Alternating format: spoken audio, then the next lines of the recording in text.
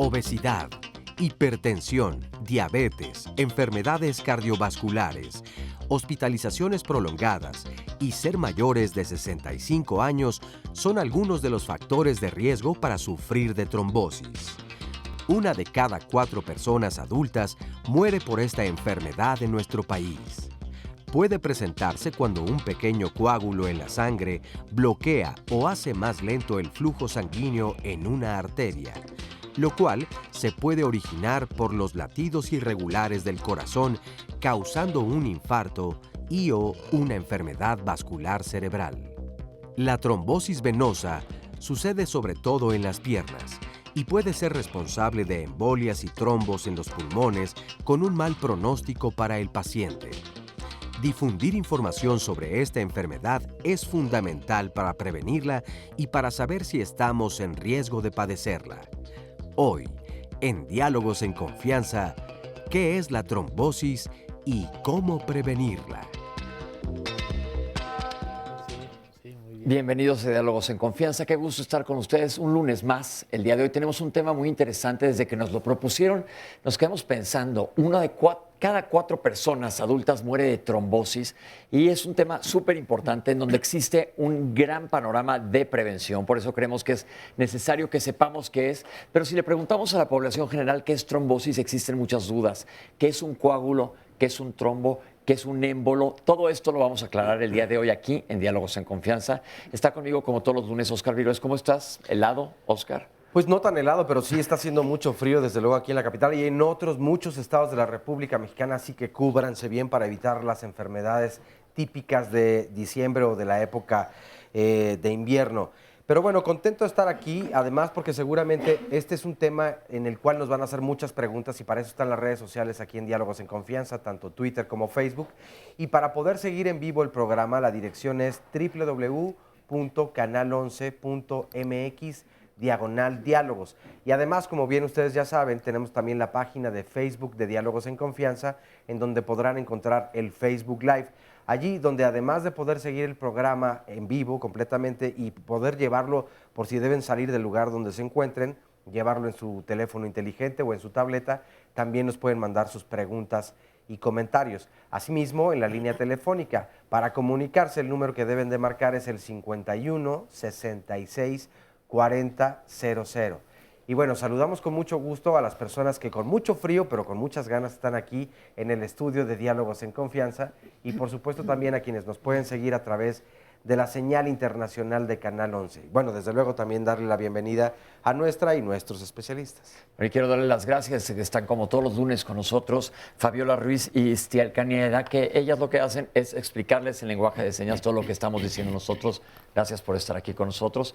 Antes de que les presente a nuestros panelistas el día de hoy, quiero que veamos esta cápsula de qué es la trombosis y cuál es la prevalencia. Vamos a verla. La trombosis se caracteriza por unas lesiones, formación de trombos en las venas y el principal origen es en las venas de las piernas, que es el sistema venoso más importante. Y esta formación de estos trombos en esas venas pueden en algún momento o quedar localizadas en estas venas o bien migrar hacia las arterias del pulmón, que es la parte más grave de la enfermedad tromboembólica venosa. La enfermedad tromboembólica venosa se compone de dos rubros, que es la trombosis venosa propiamente en las extremidades y la trombosis en las arterias del pulmón. Entonces la más grave es la que se genera en las arterias del pulmón. La incidencia va más o menos de 50 casos por cada 100,000 habitantes por año y en México se estima que hay unos 160,000 casos por año, en promedio 1 a 2 casos anuales que pueden tener enfermedad tromboembólica venosa, ya sea caracterizada por trombosis venosa profunda o por embolia pulmonar. La trombosis venosa propiamente es como su nombre lo dice, en el sistema venoso. Son venas, las venas las más importantes son en las piernas, hay unas válvulas, que esas válvulas son como unas puertitas que lo que hacen es mantener la cantidad de sangre hacia el corazón, y cuando hay una insuficiencia venosa, bueno, ese es un factor que puede generarse trombos en esas venas.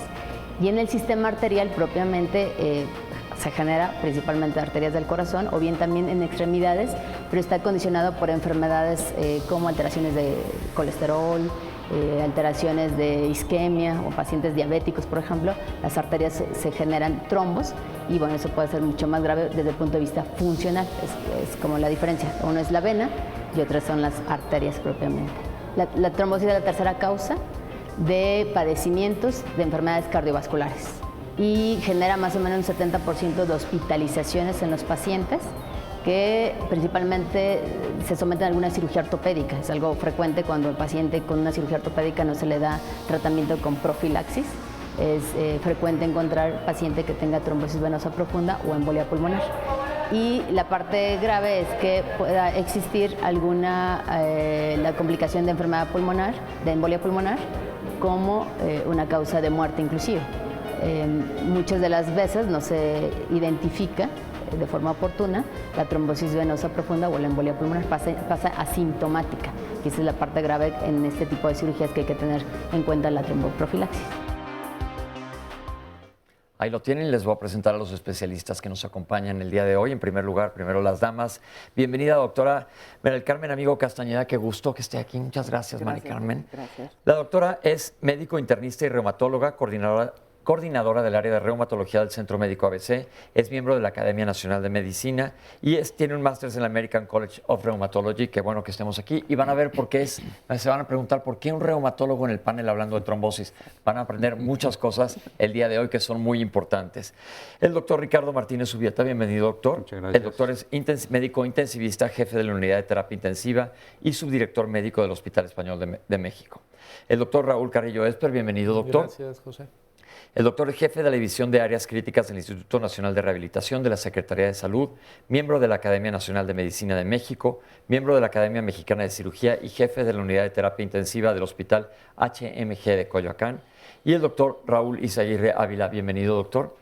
Muchas gracias. Médico cirujano y especialista en medicina interna y hematología, jefe del Departamento de Hematología del Instituto Nacional de Cardiología Ignacio Chávez, presidente de la Sociedad Mexicana de Trombosis y Hemostasia y del Grupo Cooperativo Latinoamericano de Trombosis y Hemostasia. Muchas gracias a todos por estar aquí con nosotros. Comentaba yo que si se muere una de cada 4 personas adultas de trombosis y es una enfermedad en donde conocemos tanto sobre ella, ¿por qué es que la población general no la conoce? Bueno, han hecho faltas campañas de difusión. Precisamente esta cifra, que es muy preocupante, de 1 de cada 4 muertes por trombosis, es lo que ha ocasionado que la Organización Mundial de la Salud y la Sociedad Internacional de Hemostasia y Trombosis hayan hecho una campaña mundial. Esta campaña se inició en el año 2014 y prácticamente está en todos los países del mundo, para dar a conocer a la población precisamente los factores de riesgo de trombosis. Entre los médicos es conocido, no como quisiéramos, pero hay más conocimiento entre el personal de salud. Sin embargo, ahora se maneja un concepto que es el empoderamiento del público. Y eso significa que el público en general tiene que conocer los riesgos a los que está expuesto cuando se hospitaliza, cuando se opera, cuando tiene un accidente, y él mismo con su equipo de salud hablar sobre la posibilidad de tener trombosis y cómo prevenirla. Los voy a llevar un poquito más atrás. Vamos a definir qué es una trombosis, vamos a definir qué es un coágulo. Primero que nada, ¿qué es un coágulo? Y es normal que existan coágulos, porque sabemos y hemos platicado aquí en Diálogos que hay una cascada de coagulación. Si yo me corto rasurándome hoy en la mañana, se me va a formar un coágulo y una costra. Pero especialistas, porfa, si nos dicen qué es esto. Pues el hematólogo yo creo Doctor, que tiene sí. la palabra. Bueno, hay una diferencia entre coágulo y trombo. El coágulo, como bien lo has dicho, está hecho para detener la hemorragia normal, entre comillas. Cuando sufrimos una herida o una cortada, la coagulación tiene que formar solamente en la herida el sitio de sello.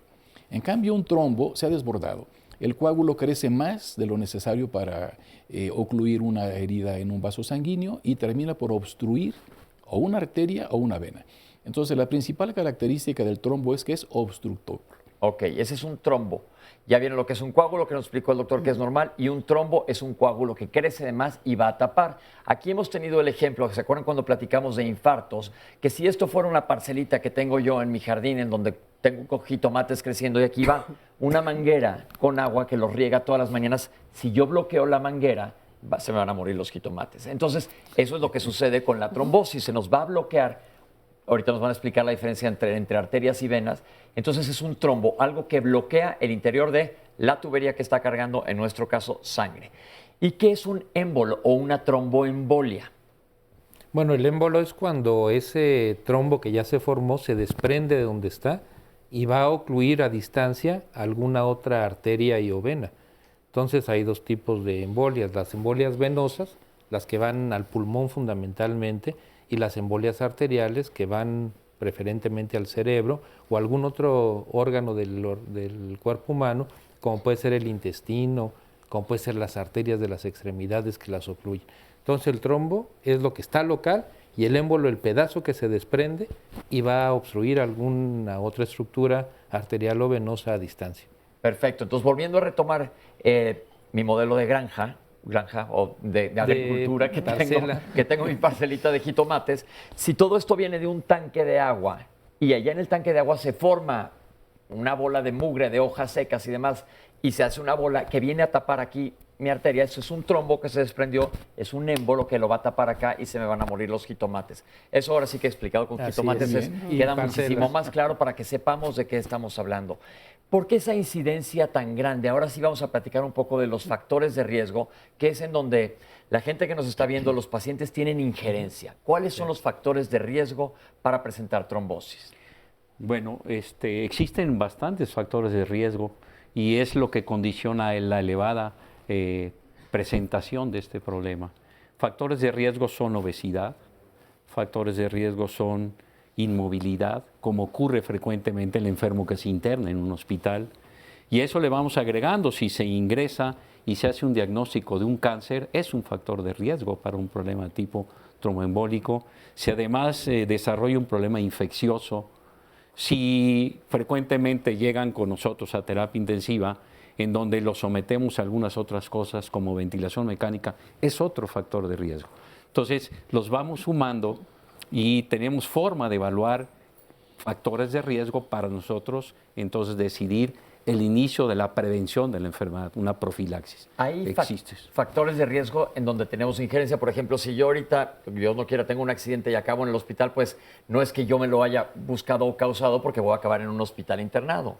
Pero ya hablamos que la obesidad, y aquí siempre insistimos porque hemos visto que la obesidad prácticamente, si no la causa, nos da en la torre en casi todas las enfermedades. Pero, por ejemplo, el tabaquismo también es un factor de riesgo. ¿Y por qué? Pero no es uno para un problema de tipo tromboembólico venoso. Es un factor de riesgo para un problema de tipo arterial. Ok, no importa, pero ahorita en general, ¿qué puede ingerir la gente modificando, modificando los factores de riesgo? Porque otro que los que vimos al principio en la cápsula es el no moverse. Por ejemplo, se decía que la gente cuando pasa mucho tiempo en un coche, en un camión, un chofer de camión, por ejemplo, que pasa todo el día sentado, ¿por qué esto es un factor de riesgo? Quien quiera. Porque la sangre se estanca, deja de moverse. Y la sangre, al perder su movilidad, se vuelve más coagulable. Entonces, la estasis, que es lo que llamamos a la detención del flujo, se ve en personas sedentarias. Y eso se suma a otros factores como la obesidad. Entonces, recuerden que la sangre... ¿Qué pasó, Oscar? Es que tengo un comentario que va muy en este sentido. Nos dice o nos comparte María Esperanza García Pérez. Saludos. También la hipertensión, por ejemplo, provoca trombosis cerebral en arterias del corazón por sobrepeso. Y vi fallecer a un paciente senil. Bueno, no sé si senil porque más al rato nos cambia la historia un poco. Dice, se desmayó, estaba en un panteón, pero se desmayó por la hipertensión. No sabía que padecía hipertensión. Tenía sobrepeso y lo llevaron 2 días después al hospital sus familiares con un coágulo y se había alojado en una parte del cerebro que era difícil de operar. Nada que hacer, era un joven de 36 años con sobrepeso y problemas del corazón. El excesivo consumo de carne y de refrescos y no caminaba porque siempre usaba el automóvil. Y es importante que entonces todos hagamos conciencia de prevención para nuestro bienestar, la salud, una buena calidad de vida y nadie está exento de padecer algo así. es excelente tema el que estamos tocando el día de hoy. Muchas gracias por En compartir. cuanto a la hipertensión, lo hemos comentado aquí ya en más de un tema, lo pueden checar en YouTube, busquen Diálogos en Confianza, hipertensión arterial, y se habló que era un factor de riesgo para enfermedad vascular cerebral en efecto y para enfermedad cardiovascular a nivel del corazón.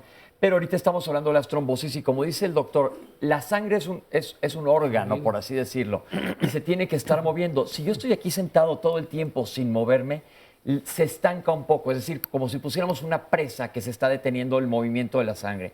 Eso puede precipitar que se produzca un trombo. Doctor, algo me quería comentar.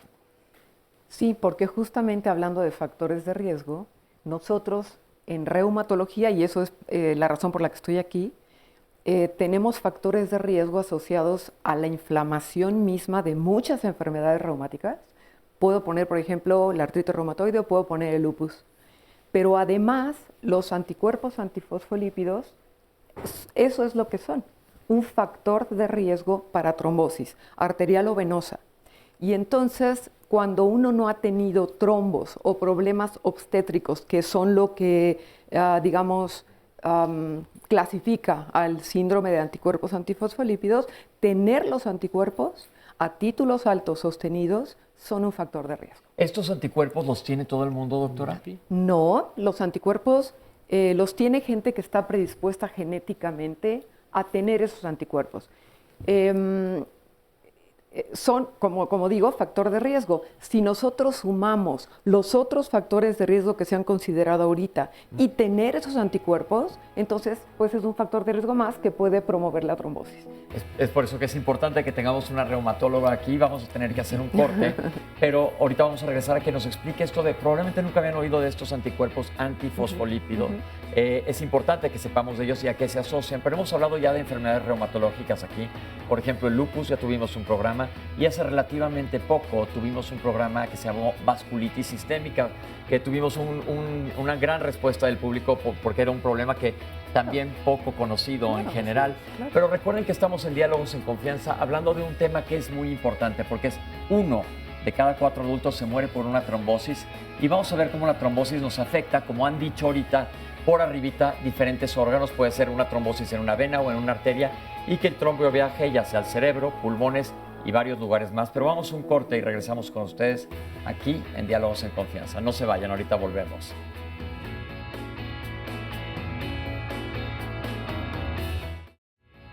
Estamos de regreso aquí en Diálogos en Confianza. Bueno, y recuerden que Canal 11 desde hace ya varios días reabrió su centro de acopio, y esto por supuesto pues para atender a todas las personas que requieren y requerirán desde luego seguramente mucho tiempo después de cada una y de cada uno de nosotros. Por eso es importante que donemos, por eso es importante que estemos al pendiente de lo que sigue ocurriendo en nuestro país.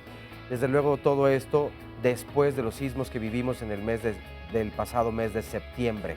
¿En dónde estamos ubicados y qué es lo que pueden mandar? Bueno, en la parte inferior de su pantalla hay un cintillo que va corriendo donde dice la información o cuáles son los productos más recomendados para que la ayuda entonces esté mejor canalizada y llegue lo más importante para las personas que lo necesitan. Pero la dirección donde nos encontramos aquí en Canal 11 es Prolongación Manuel Carpio, número 475, en la colonia Casco de Santo Tomás, en la delegación Miguel Hidalgo. Estamos muy cerca o en la zona del Colegio Militar, muy cerca del Hospital de la Mujer, muy cerca del Hospital también Rubén Leñero. El teléfono para poder comunicarse si requieren alguna otra información es el 51 66 40 00, pero hacemos hincapié en que su ayuda suma y es indispensable para poder ayudar a todas estas personas. Así que su ayuda hace la diferencia. Y tengan además la certeza de que todos estos productos que ustedes envíen y que puedan donar se le entregarán a las personas que lo necesitan de mano en mano. Así que aquí estamos en este centro de acopio en Canal 11 y el horario de atención o de recepción de todo lo que ustedes quieran traer es de 9 de la mañana a 18 horas, esto es 6 de la tarde, para que puedan venir. A continuación vamos a ver la siguiente cápsula. La trombosis venosa profunda es una enfermedad en la cual hay la formación de un trombo o un coágulo dentro de alguna de las venas de la pierna, específicamente de las piernas del sistema profundo. Hoy en día tenemos métodos para detectar la presencia de trombos o coágulos en la sangre a través de una prueba sanguínea, pero también tenemos pruebas no invasivas como puede ser el ultrasonido Doppler color, que es una prueba sencilla, rápida, que puede detectar de forma muy específica y muy confiable la presencia de los trombos. Y también tenemos pruebas o estudios como la tomografía axial computada o la resonancia magnética. El tratamiento de una trombosis venosa profunda de forma inicial es la anticoagulación, que es un medicamento que ayuda a evitar la formación de más coágulos en la sangre. Sí, tenemos otro tipo de tratamientos que son, digamos, más invasivos, en la cual podemos meter dentro de las venas catéteres con los cuales podemos inyectar soluciones que deshacen el coágulo, se llaman trombolíticos, y también tenemos muchos dispositivos hoy en día que aspiran el coágulo, que lo fragmentan y que pueden retirarlo de la circulación en ese momento. La trombosis venosa profunda tiene muchos factores de riesgo para poder producirse, entre ellos el reposo prolongado es uno de ellos, por eso es que los pacientes que tienen pues una cirugía y que después de esto tienen un reposo prolongado tienen muchas probabilidades de formar coágulos o trombos dentro de las venas. El viajar en avión, por ejemplo, en vuelos prolongados también es un factor de riesgo debido a la poca movilidad que existe en las cabinas de aviones. Hay otras enfermedades que son inéditas a la sangre y que pueden estas mismas formar trombos. Estas enfermedades son prácticamente heredadas la mayor parte de ellas. El uso de anticonceptivos también se asocia a una formación de trombos, el tabaquismo, el cáncer es una causa también frecuente de trombo y en ocasiones los accidentes también por la lesión que sufre la vena, el endotelio, que es el recubrimiento interno de las venas, provoca que reaccione formando coágulos. Empezamos desde las piernas, la trombosis venosa profunda, que ya tuvimos también un programa aquí que se dedicó las 2 horas a trombosis venosa profunda e insuficiencia venosa, lo pueden ver en YouTube. Pero vamos ahorita a hablar de esto, pero quiero retomar los factores de riesgo porque son muy importantes, es muy importante que los conozcamos. Doctora, un poquito más del síndrome o del anticuerpo antifosfolípido, porque la gente puede decir, híjole, ¿yo lo tendré? Claro. En realidad, no es que nos tengamos que hacer un estudio para ver si están los anticuerpos. El punto es que cuando tenemos pacientes que tienen, por ejemplo, lupus, esos anticuerpos se asocian mucho y entonces tendremos que buscarlos para ver si están. O en gente que tiene ciertas características, digamos migraña, puede tener disfunción cognitiva, puede tener una piel muy marmoleada, ciertas características que son parte de esto y que a mí me dirían hay una mala circulación y hay que buscarlos, o bien gente joven. Esto se da en gente joven y generalmente mujeres. Entonces, mujeres que han tenido, por ejemplo, pérdidas fetales repetidas. Que han perdido sus bebés. Sus bebés, que han tenido abortos de repetición, eso podría estar ligado a esto, o bien gente joven que llega que ya tuvo una trombosis. Y en esas mujeres, generalmente mujeres, puede haber también hombres, pero les digo, es, no sé, 9 mujeres por un hombre. Entonces, en esas pacientes está obligado buscar si dentro de las causas de eso que sucedió están estos anticuerpos, que son unos anticuerpos que se llaman anticuerpos antifosfolípidos. Ok, perfecto. Doctor, otros factores de riesgo que nos quería comentar. Sí, José, esto es muy importante porque conocer los factores de riesgo lo que va a determinar que la población en general sepa qué tantas probabilidades tiene de adquirir la enfermedad y bueno, en ese caso acudir al médico y para nosotros los médicos reconocerlos para dar el tratamiento adecuado. En ese sentido es importante mencionar que hay factores de riesgo para trombosis venosa y factores de riesgo para trombosis arterial. En algunas ocasiones se comparten para una y otra enfermedad o en ocasiones pueden ser completamente diferentes. Por ejemplo, la obesidad comparte para ambos. Pero si alguien tiene insuficiencia venosa, pues es un más factor de riesgo para trombosis venosa. O si alguien tiene una arritmia cardíaca, como es la fibrilación auricular, que es un latido muy irregular de las aurículas, que son las cavidades cardíacas, tiene más riesgo de trombosis, y embolia arterial.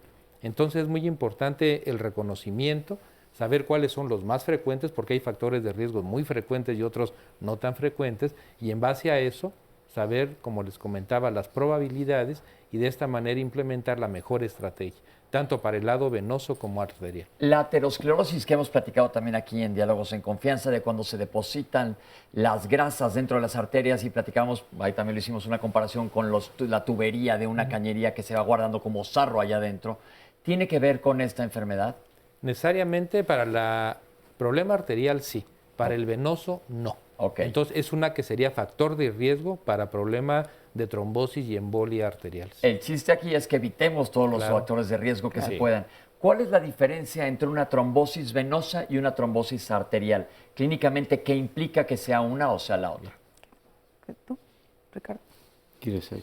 Quien sea. Bueno, una trombosis arterial generalmente se limita al infarto agudo del miocardio o el infarto cerebral y está asociada generalmente a aterosclerosis. Entonces se necesita que haya un daño previo en las arterias. Y quiero hacer la diferencia con la trombosis venosa porque la trombosis arterial puede ocurrir en el público ambulante, ¿no? Un infarto puede sobrevenir cuando estamos en la calle, cuando vamos manejando, etcétera. Mientras que la tromboembolia pulmonar o la trombosis venosa se asocia mucho a hospitalización. O sea, las campañas de prevención hay que separarlas. Una cosa es evitar obesidad, el tabaquismo, lípidos, hipertensión, porque eso nos condiciona trombosis arterial a través de la aterosclerosis. Y otra cosa es tomar las precauciones cuando uno está hospitalizado para evitar trombosis venosa. Así es que son dos grandes capítulos de prevención. Las campañas, por ejemplo, de Muévete que tienen las instituciones del sector salud son muy buenas y van muy orientadas a trombosis arterial, pero necesitamos reforzar las campañas contra trombosis venosa. ¿Qué le podemos sugerir a la gente que nos está viendo ahorita?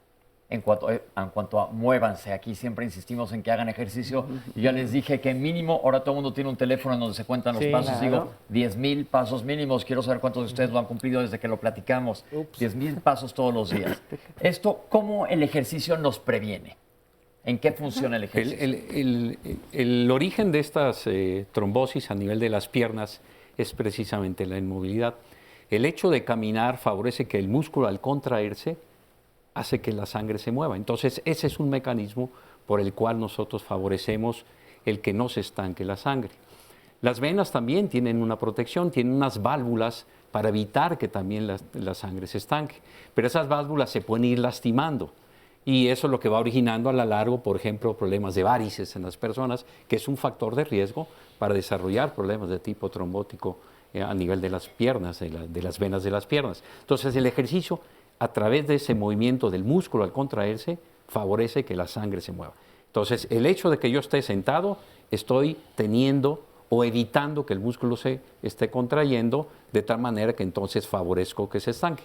De ahí, por ejemplo, que recomiendan en los viajes largos en avión, que uno esté moviendo las piernas, se pueda parar, porque eso va condicionando que no se esté estancando la sangre. Ese es otro factor de riesgo que se ha descrito tradicionalmente. Que ahí me quiero detener un segundo, porque muchos viajamos en avión, cada vez el mundo se ha hecho más fácil viajar en avión que lo que era en el pasado, y pasamos, o en camión, y pasamos muchas horas sentados. ¿Cuál es la recomendación?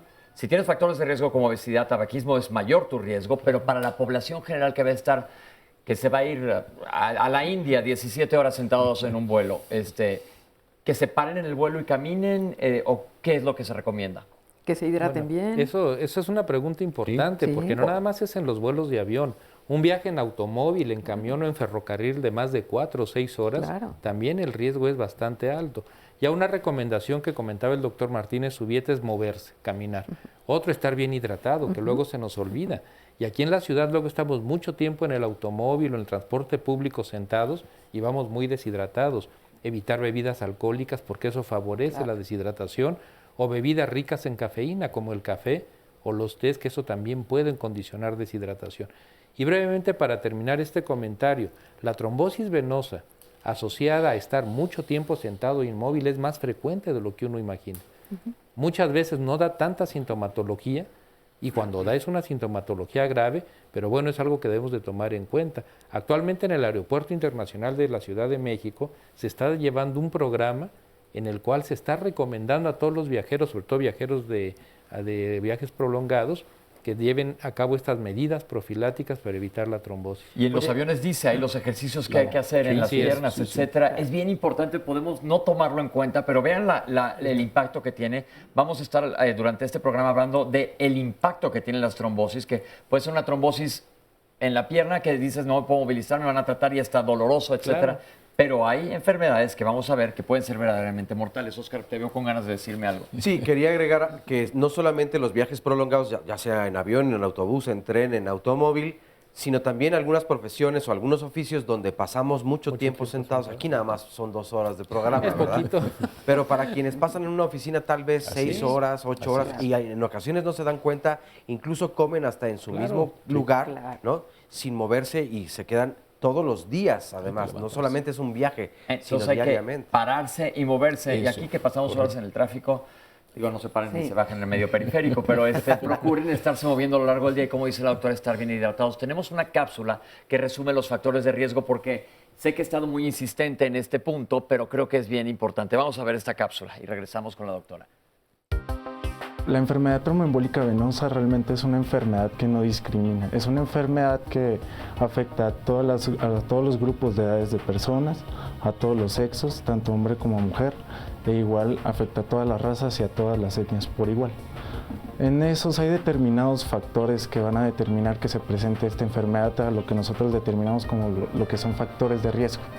Nosotros a los factores de riesgo los podemos dividir como factores de riesgos altos, que son los que van a estar presentes y tienen más predisposición estas personas en caso de presentar este tipo de factores para presentar la enfermedad tromboembólica venosa.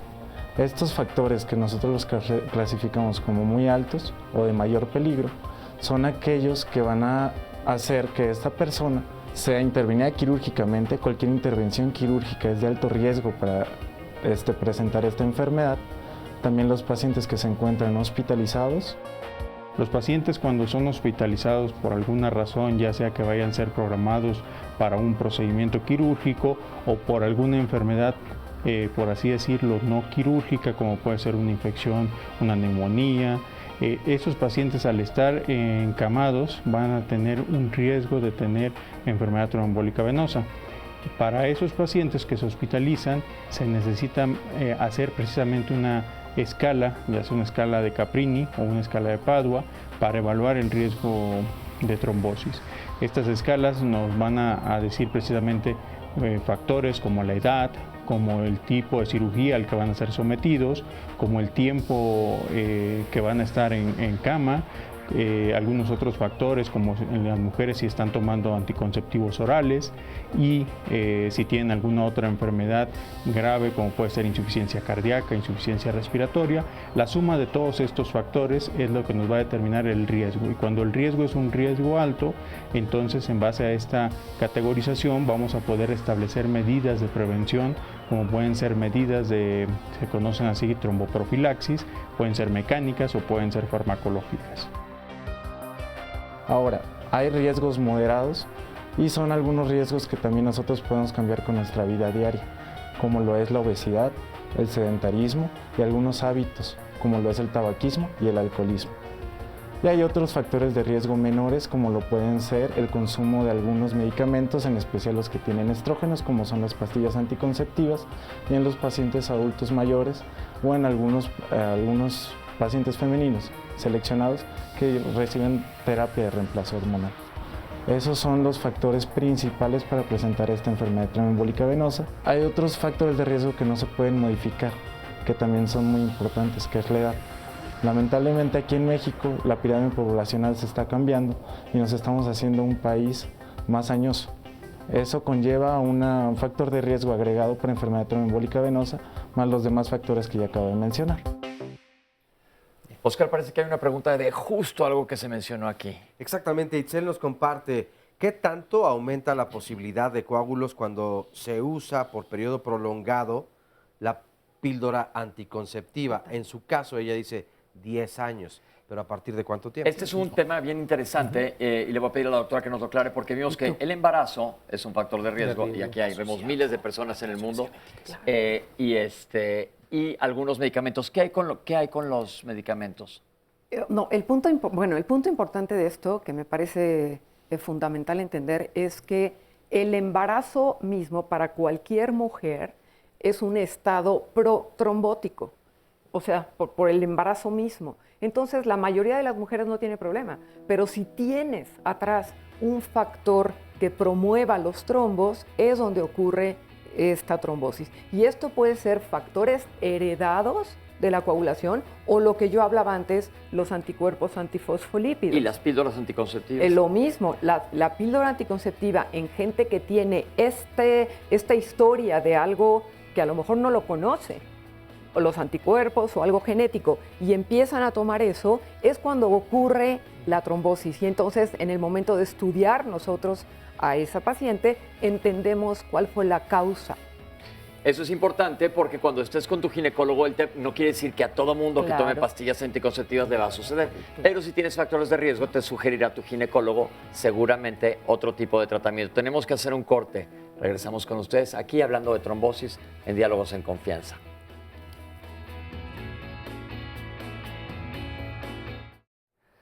Como todos los lunes, platicamos, bueno, como todos los días se platica con el público, que son ellos los que han vivido y han pasado por estas experiencias y nos enriquecen mucho con su testimonio. Hola, Fernanda. Hola. ¿Cómo estás? Bien, gracias. ¿Qué nos vas a platicar? ¿Qué pasó contigo? Bueno, yo he tenido 2 eventos de trombosis. El primero fue en el 2007, tuve una tromboembolia pulmonar, y en el 2012 tuve una trombosis en una pierna. Déjame explicar qué son las dos. Ahorita lo vamos a ver a lo largo del programa. Una tromboembolia pulmonar es un trombo que tuvo seguramente en las piernas y se fue hacia el pulmón. Exacto. Y el otro se le quedó en las piernas. Estás muy joven y todavía no tienes sobrepeso. ¿Fumas? No. ¿Qué factor de riesgo tienes? Bueno, tengo 2 factores de riesgo que son 2 alteraciones genéticas, y eso es todo. Tienes alteraciones Sí. genéticas que te hacen susceptible a trombosis. Exacto. ¿Ya estás estudiada? Sí. ¿Y estás con tratamiento? Sí, la primera vez estaba utilizando anticonceptivos, y eso fue un factor de riesgo la primera vez. La segunda vez que me dio en la pierna, estaba embarazada. Ok, entonces tú tienes un problema genético. Sí. Pero sobre eso le sumaste 2 factores de riesgo, Exacto. que fue el embarazo, como nos explicó la doctora, y el otro factor de riesgo fue el uso de anticonceptivos. Es por eso importantísimo. Tú no sabías que tenías nada. No y tampoco sabía. lo sabía tu ginecólogo. No, tampoco. Porque si él hubiera sabido, seguramente no te hubiera dado Exacto. este tipo de tratamiento. Pero es importante conocerse. Le pregunto a la doctora, ¿cómo le hace? Ella, por ejemplo, no tenía idea. Hasta que no tuvo el evento, no había manera. Y no hay un tamizaje general para la población. No, la verdad que no lo hay, Ok. porque sería costosísimo y no se hace habitualmente. Y ocurre en un porcentaje menor, ¿no? Sin embargo, eso es lo que ocurre, que una mujer sana como Fernanda de repente toma la píldora y como no sabíamos que tenía lo otro, ocurre esto, ¿no? Perfecto. Y ahorita estás perfecta. Sí, Bien, perfecto. cuidándote. Sí. ¿Tu bebé? Bien, todo Ok. bien salió. Qué bueno, nos da mucho. Sí. Y gracias por compartir con nosotros. Gracias. Ahora voy con Fernando, que también nos quiere platicar algo. Hola. Hola, ¿qué tal? Bueno, yo tuve un evento de tromboembolia pulmonar hace 14 años, derivado de una contractura muscular en la pantorrilla derecha. ¿Estabas haciendo algún deporte? Así es. Normalmente llevaba más de 14 años jugando squash. Tuve esta contractura. Después de unas semanas se presentó una... Falta de aire. Problemas respiratorios, que tuve totalmente un desmayo. Tuve que ir una semana a terapia. Y derivado de eso, me pusieron un filtro en la vena cava a nivel preventivo para evitar posibles trombos que pudieran llegar a los pulmones. ¿Y ahorita estás bien? Sí, lo que pasa es de que en los pulmones sí tuve una afectación muy fuerte, a tal grado que evité, o más bien me dijeron que ya no podía hacer ejercicio. Sin embargo, empecé caminando, trotando, andando en bicicleta. Llegó un momento que a los 6, 7 meses corría 2 kilómetros en la mañana, en la tarde, en la noche. Para hacer un total diario eran 6 kilómetros. Y así estuve durante algunos años. Después de 14 años se presentó un segundo evento. Con todo y el paraguas. Así es. Entonces, en este segundo evento fue en este año, en abril. Tuve una tromboembolia pulmonar. En el momento que me hacen los estudios de los pulmones, realmente no se identifica la trombosis que tenía anteriormente. Los pulmones estaban perfectamente bien. Sin embargo, en el filtro, ahí actualmente están una serie de coágulos que están, de trombos más bien, que están obstruyendo el 50% del paso del flujo sanguíneo hacia el pulmón. Y ahorita estoy, medicado por con anticoagulante. En su momento, en el primer evento, sí me dio un anticoagulante, pero ahí vemos la evolución de los medicamentos. Sí era un medicamento muy agresivo en el cual tenía que tener muchos cuidados, ¿no? Incluso hasta lavarse la boca sangraba uno, ¿no? Esto es importante porque más adelante vamos a hablar de los medicamentos anticoagulantes, que afortunadamente ha cambiado mucho la farmacología y existen nuevos medicamentos. Aguántenos un ratito, ahorita vamos a llegar a la farmacología. Pero ahorita estás bien y haciendo ejercicio. Ahorita, ya hace 2 semanas, diario en la mañana corro aproximadamente 4 o 5 kilómetros sin ningún problema. Y de abril a la fecha estoy tomando no se dice el nombre, pero un anticoagulante. Medicamento para la presión. Yo creo que esto es producto de los trombos que se encuentran ahí alojados, ¿no? Pues vamos a ver, porque estás hablando de tromboembolia pulmonar, que el nombre es como muy rimbombante. Inclusive, cuando uno es estudiante y oyes esta palabra, nos asusta muchísimo, porque la fisiopatología, que ahora en una gráfica vamos a ver exactamente qué es lo que sucede y por qué es importantísimo conocerlas, es un diagnóstico que puede ser muy, muy severo, y ahorita regresamos con los médicos, pero vamos a ver qué es esto. Vamos a ver esta cápsula. La tromboembolia pulmonar es cuando un coágulo o un trombo llega a alojarse en alguna de las arterias del pulmón. Entonces obstruye el paso de sangre a alguna de las ramas pulmonares y eso afecta la oxigenación de la sangre. La tromboembolia pulmonar ocurre porque se forma algún coágulo distal, algún trombo distal, por ejemplo en las piernas. Entonces, al estar mucho tiempo en reposo o recibir algún trauma o alguna fractura, se lesiona alguna de las venas, el flujo venoso es muy lento, se forma un coágulo, un trombo, y se desprende y llega a las arterias pulmonares. Y entonces lo que es una trombosis venosa se convierte en tromboembolia pulmonar, porque llega a nivel del pulmón. El diagnóstico de la tromboembolia pulmonar generalmente es clínico. Debe haber una alta sospecha por el médico que valora el paciente o evalúa el paciente en urgencias, básicamente porque nos da falta de aire. Nos da falta de aire, puede haber dolor en el pecho, incluso el paciente se puede desmayar como consecuencia de que los coágulos son muy grandes y obstruyen las arterias pulmonares. Entonces, la tos o la expectoración con sangre también, pero lo más común, lo más frecuente es la falta de aire y que el paciente respire muy rápido. Entonces, como consecuencia de la obstrucción de la arteria pulmonar por un coágulo, el paciente necesita respirar más rápido para poder oxigenar mejor. El tratamiento de la tromboembolia aceptado universalmente es lisar el coágulo, es decir, se utilizan unos medicamentos a través de la vena, una vena periférica, y eso se llama trombolisis, o sea, destruir el coágulo con un medicamento. Cuando se utiliza el trombolítico o cuando se utiliza la lisis con medicamentos del coágulo en el pulmón, cuando da repercusión funcional en el corazón, es decir, cuando condiciona una insuficiencia cardíaca grave o una insuficiencia respiratoria grave. Los pacientes que tienen contraindicación al uso de este medicamento, esos pacientes son de muy alto riesgo. Entonces, aquellos pacientes que tienen tromboembolia pulmonar grave, es decir, que condiciona insuficiencia cardíaca e insuficiencia respiratoria, pero que no los podemos trombolizar porque tienen sangrado, porque tienen una úlcera, porque fueron operados apenas dentro de 2 semanas o porque tienen un problema neurológico, esos pacientes hay que hacerles algo. Entonces surge el concepto de la trombectomía mecánica percutánea, que es decir, a través de un catéter, a través de la vena femoral se sube un catéter y se destruye el coágulo, o se lisa o se aspira con catéteres muy especiales o dispositivos muy especiales, eso se llama trombectomía. La tromboembolia pulmonar en nuestro hospital es la tercera causa de muerte. Entonces es muy importante saber diagnosticarla y saber que se puede tratar con medicamentos o también que los casos más graves se pueden tratar a través de un cateterismo utilizando la vena femoral y aspirando el coágulo con algún dispositivo especialmente diseñado para esto.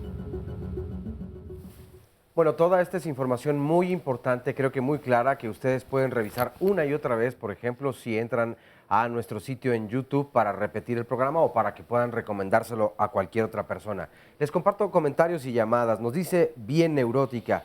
Me gustaría preguntarle a los expertos si hay un manejo especial para las embarazadas por trombosis. ¿Algún protocolo en especial, además de lo que ya se ha mencionado hasta el momento? Marisol Ponce nos dice, bueno, mi esposo tiene trombosis venosa profunda, aunque tiene su tratamiento, pero la verdad es que me gustaría saber mucho más acerca del tema para no vivir alguna sorpresa. Maggie Corona Silva, yo quiero preguntar si la trombosis empieza, por ejemplo, con las varices también. Nos dicen también, por ejemplo, he visto que inyectan algo en las varices y las desaparecen. ¿Qué es? ¿Las cura o solo es cosmético? Y si esto puede tener alguna consecuencia después. ¿Qué tanto riesgo, nos pregunta Laura Tlalacalco, qué tanto riesgo existe de presentar trombosis por uso de sustancias esclerosantes como, bueno, y da alguna sustancia o algún medicamento? Nos dice, me gustaría entender la relación de este problema con los niveles elevados de colesterol y triglicéridos, nos pregunta Margarita Acosta. ¿Cómo saber que se tiene una trombosis no detectada? También nos pregunta Gris Esquer. Yo tengo trombocitopenia ya que tengo varices y he tenido 2 embarazos y se me inflaman mucho las piernas. En el segundo embarazo, los primeros meses, me dolían mucho las piernas y de hecho no podía caminar, nos comparte Selene Santos Rodríguez. Si ya están operadas las varices, ¿no existe riesgo? Nos pregunta Carl Aobo. Importante tema, nos dice Marilú Espinosa. Yo padezco de hipertensión desde hace 23 años. Soy paciente controlada. Tengo varices muy marcadas en las piernas, sobre todo en la derecha. Tengo miedo que alguna vez revienten, por ejemplo, sin querer. ¿Puede ocasionarme esto una trombosis? También padezco esclerodermia con artritis. Escucho entonces sus recomendaciones y muchas gracias. La enfermedad es hereditaria, nos pregunta Leti Tello. Baja de plaquetas como índice en trombosis o podría dar embolia también, nos pregunta José Luis Moya. Saludos desde Los Ángeles, California. Dijo el doctor, no nos explica quién o no nos indica, que no tiene relación la presión arterial y las trombosis, que no son las dos causas por coágulos en el torrente sanguíneo. Silvia Orellana, este tema me cae como anillo al dedo. Estoy en este momento con un problema en la pierna izquierda. Tengo un gran hematoma atrás de la rodilla y tengo dolor, al parecer si es un problema circulatorio. No tengo mucho conocimiento de las trombosis, pero esta información me va a ayudar mucho. Padezco migrañas y normalmente empieza por un ojo. El oftalmólogo me dice que mis ojos no tienen alteración alguna. ¿Qué probabilidad hay de que una inflamación de las venas que irrigan el cerebro como información, que irrigan hasta el cerebro? Como información adicional tengo también varices. Nos dice también Hugo, tengo trombosis y desde hace un año en mi pierna derecha me intervinieron. Soy una persona que corre y no tengo, tengo más bien una dieta rica en vegetales. No como grasas, no bebo bebidas alcohólicas. ¿Qué es lo que puedo entonces hacer para mejorar mi situación? Antonia López, tengo hipertensión. Hay momentos en que se me baja la presión a 99 y el ritmo cardíaco se me va a 120. He notado que cuando estoy estresada o nerviosa es cuando siento que me baja la presión y siento mucha ansiedad. Tengo 80 años, estoy medicada y no me gustaría tomar ansiolíticos. ¿Podría tener algún riesgo de padecer trombosis? La señora Magaña también nos dice, tengo 2 infartos en el ojo izquierdo, ¿es venoso o arterial? Margarita Rojas Bello, ¿a qué se debe que las venas se califiquen? ¿Puede haber una trombosis por ese padecimiento? ¿Hay tratamiento para esa calificación de las venas? Calcificación. Calcificación y sobre también, todo sí. en arterias, y es lo que hemos platicado de aterosclerosis. Claro. Y finalmente Roberto Fernando Loyola nos dice, tengo 3 amigos con los cuales solía hacer deporte. Sin embargo, ellos dejaron de hacerlo y les vino una trombosis. A uno en el muslo y a los otros en la pantorrilla. ¿Qué originó esto? A mí no me ha dado nada porque sigo ejercitándome. Y agregar a esta última llamada el caso o los casos de algunas personas que tal vez durante cierto tiempo han dejado de hacer constantemente o con cierta constancia el ejercicio y de pronto salen a correr una maratón o media maratón y les viene algún accidente vascular o cerebrovascular. Pero eso, acuérdense que estamos hablando de trombosis. Hay muchas preguntas que hablan sobre varices e insuficiencia venosa. Les recomiendo que vean el programa que tuvimos. Está en YouTube, chéquenlo porque se le aclaran todas las dudas ahí de este problema específico. Hablamos 2 horas de ello. La hipertensión, hemos hablado que es un factor de riesgo para problema cardiovascular o cerebrovascular. En efecto, aquí nada más estamos hablando del hecho de que exista trombosis y sí, hay muchos factores de riesgo compartidos. Doctor, ¿algo más quería comentar sobre los factores de riesgo? Bueno, sí, yo quiero enfatizar por el tipo de preguntas que está haciendo el público y para que no haya confusión de los dos territorios. Un problema son las trombosis arteriales y embolias arteriales y otra las venosas. Las del lado arterial, bueno, afectan fundamentalmente corazón, cerebro, riñones, y las del lado venoso afectan fundamentalmente a las venas y al territorio pulmonar, ¿no? Es importante que se haga esa aclaración. Que es la cápsula que vimos, la importancia de una tromboembolia pulmonar. ¿Qué tan grave puede ser, doctores? Bueno, una tromboembolia pulmonar puede ser de una cosa pequeña. Quizá alguna persona puede tener un dolor en el pecho, tener un poco de falta de aire, pero ya explicaron en la misma cápsula aquel caso que es más grave, en donde el trombo tapa totalmente la circulación a nivel de la sangre en los pulmones, de las arterias pulmonares. Eso condiciona pues que finalmente la sangre no pase hacia el lado donde debe salir del corazón, hacia el lado arterial. Eso lo conocemos como choque obstructivo de alguna manera y tiene mortalidades elevadas. Pero otro problema no solo es el circulatorio, es decir, la obstrucción, sino que es la sangre que va a llegar al pulmón a oxigenarse. Si no llega a oxigenarse, ese enfermo desarrolla un problema de falta de oxígeno que nosotros conocemos como hipoxemia. Esa persona puede fallecer por hipoxemia. Entonces, por las dos condiciones, el cuadro de una tromboembolia pulmonar puede llevar a la muerte a los enfermos. El manejo, ya lo discutieron, lo mencionaron perfectamente en la cápsula, es tratar de destruir este coágulo de las diferentes formas que lo mencionaron. Lo más rápido que hacemos habitualmente en un caso grave es ponerle un medicamento que destruya el trombo. Pero habrá condiciones que no se pueda utilizar un trombolítico, así ese es el término. Si no se tiene que utilizar otro tipo de medidas ya invasivas que tienen un riesgo mucho más elevado. Entonces, es un diagnóstico que puede llegar a ser muy peligroso. Ya Fernando pasó por 2 veces. Esto, doctora, ameritaría, antes de irnos al corte nos tenemos que ir, pero ameritaría que Fernando se estudie para ver si hay algún factor que esté haciendo que desarrolle trombos. Por supuesto, Fernando. Yo no sé si ya lo estudiaron, pero hay que estudiar la parte genética y la parte de esto que estamos hablando de autoinmunidad. Seguramente lo estudiaron, pero es muy importante. Ok, entonces eso es bien importante, personas que tengan trombosis de repetición, que se estudien, porque afortunadamente Fernando está aquí con nosotros y es una persona sana que hace mucho ejercicio, que seguro eso ha sido a tu favor, porque has eliminado muchos de los otros factores de riesgo, pero estamos hablando que una tromboembolia pulmonar puede ser algo, yo no diría nunca la palabra sencilla, que una tromboembolia pulmonar, pero puede llegar a ser algo tremendamente grave y hasta mortal. Entonces es muy importante que tomemos las medidas preventivas que estén al alcance de nuestras manos para evitar este tipo de problemas. Y ahorita vamos a regresar a hablar de otro tipo de trombosis en otros sitios del organismo, porque vamos a ver que así como mi parcelita de jitomate se queda sin agua, se puede quedar la misma que tengo de papas o de algún otro material. Pero vamos a un corte y ahorita regresamos con ustedes. No se vayan.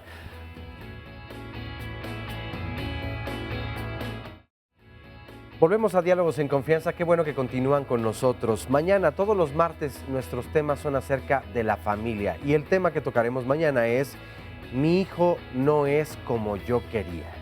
Tal vez suene muy crudo, tal vez muchas personas lo primero que hagan al reaccionar con esta frase es ¡qué barbaridad! Yo la verdad es que no soy así, yo amo incondicionalmente a mis hijas y a mis hijos. Pero y en el fondo, ¿qué tanto los criticamos o las criticamos? ¿Estamos de acuerdo con las decisiones que han tomado, el camino que están eligiendo? ¿O generalmente estamos criticando y tratando de dirigir un poco sus vidas sin darles este espacio o esta autonomía que requieren, que es muy importante, pero además que no les permite actuar de forma libre? Por eso es importante que estemos atentos mañana al programa que en punto de las 9 comenzará con nuestra amiga y conductora Cristina Jauregui y Sandra González Rull. Así que los esperamos en punto de las 9, o si bien quieren asistir aquí al estudio, marquen en este momento al 53 41 44 35. Vamos a ver a continuación el resumen de la primera parte. Esta cifra, que es muy preocupante, de 1 de cada 4 muertes por trombosis, es lo que ha ocasionado que la Organización Mundial de la Salud y la Sociedad Internacional de Hemostasi y Trombosis hayan hecho una campaña mundial. El coágulo, como bien lo has dicho, está hecho para detener la hemorragia normal, entre comillas. Cuando sufrimos una herida o una cortada, la coagulación tiene que formar solamente en la herida el sitio de sello. Un trombo se ha desbordado. El coágulo crece más de lo necesario para ocluir una herida en un vaso sanguíneo y termina por obstruir o una arteria o una vena. Bueno, el émbolo es cuando ese trombo que ya se formó se desprende de donde está y va a ocluir a distancia alguna otra arteria y o vena. Entonces, hay dos tipos de embolias, las embolias venosas, las que van al pulmón fundamentalmente, y las embolias arteriales que van preferentemente al cerebro o algún otro órgano del cuerpo humano. El trombo es lo que está local y el émbolo el pedazo que se desprende y va a obstruir alguna otra estructura arterial o venosa a distancia. Factores de riesgo son obesidad, factores de riesgo son inmovilidad, como ocurre frecuentemente en el enfermo que se interna en un hospital. De un cáncer es un factor de riesgo para un problema tipo tromboembólico. Tenemos forma de evaluar factores de riesgo para nosotros, entonces decidir el inicio de la prevención de la enfermedad, una profilaxis. La sangre se estanca, deja de moverse, y la sangre al perder su movilidad se vuelve más coagulable. Entonces la estasis, que es lo que llamamos a la detención del flujo, se ve en personas sedentarias. Tenemos factores de riesgo asociados a la inflamación misma de muchas enfermedades reumáticas. Puedo poner, por ejemplo, la artritis reumatoide o puedo poner el lupus. Los anticuerpos antifosfolípidos, eso es lo que son, un factor de riesgo para trombosis arterial o venosa. La embolia cerebral es una de las principales formas o tipos de enfermedad vascular cerebral, en la cual un coágulo que se forma ya sea en las arterias que vienen en la región cervical o en el corazón, y se desprende y viaja como émbolo y va y ocluye una de las arterias principales del cerebro. Esto causa inmediatamente que al momento que se ocluye, ese tejido que esté irrigado por dicha arteria sufre la falta de oxígeno, la falta de nutrientes, hasta que llega a la destrucción de las neuronas, lo que se conoce como un infarto cerebral secundario a la embolia cerebral. Los dividimos en dos grandes grupos. Uno son, le llamamos embolias arteria-arteria. Arteria-arteria quiere decir que se origina en una arteria, por ejemplo en la carótida, que está en el cuello, se desprende y viaja, y esos casi todos son por viaje y ocluye la arteria. Esas son prácticamente por aterosclerosis, por todo lo que tiene que ver con los factores de riesgo, colesterol, hipertensión, diabetes, etc. Y las otras se forman usualmente en el corazón. Ahí está el porcentaje muy grande, esos la llamamos cardioembolias, porque su origen está en el corazón, y va desde arritmias cardíacas, desde problemas con las válvulas del corazón, problemas de prótesis mecánicas, problemas de infarto agudo al miocardio, donde la pared queda débil la pared, se forman ahí los coágulos, y quizá la forma más frecuente, más del 50% de los casos, tiene que ver con la formación de una arritmia que se llama fibrilación auricular no valvular, que es muy cardiológica, pero se manifiesta en el cerebro a través de embolias. Aquí hay dos tipos de tratamiento. Cuando hablamos de la etapa aguda, cuando acaba de ocurrir la embolia, usualmente el tejido que queda desprotegido de circulación tiene más o menos un tiempo de 2-3 horas para que uno rescate. Entonces, en ese momento se puede aplicar un tratamiento que se llama trombólisis, se aplica por la vena, se llama RTPA, y este medicamento disuelve el coágulo que llegó al cerebro. Eso se tiene que hacer a más tardar hasta 4 horas y media, pero de aquí a que hacemos, que llega el paciente, que se hace una imagen para demostrar que existe la embolia, pues todo eso consume tiempo, pero uno podría dar el tratamiento todavía hasta las 4 horas y media. La otra forma de tratarla es previniéndola, o sea que aunque un paciente esté en riesgo porque trae la arritmia o porque trae una arteria afectada, pues lo que hacemos es modificar los factores de riesgo para que esa arteria no se siga ocluyendo. Casi siempre se usa pues, un antiagregante plaquetario, se utiliza ya sea aspirina, ya sea clopidogrel, se utiliza estatinas, y obviamente el control de todos los factores como hipertensión, diabetes, todo lo que es el estilo de vida, etc. Es una enfermedad catastrófica, una cuarta parte se muere de la enfermedad, una cuarta parte queda discapacitado, tiene que tener cuidados continuos para que lo puedan ayudar, una cuarta parte tiene discapacidad pero logra volver a hacer sus vidas más o menos bien y solo una cuarta parte queda completamente recuperado. La gente nos pregunta mucho sobre la insuficiencia venosa y las varices y los factores de riesgo relacionados. Recuerden que ya tuvimos un programa aquí de esto, lo pueden buscar en YouTube.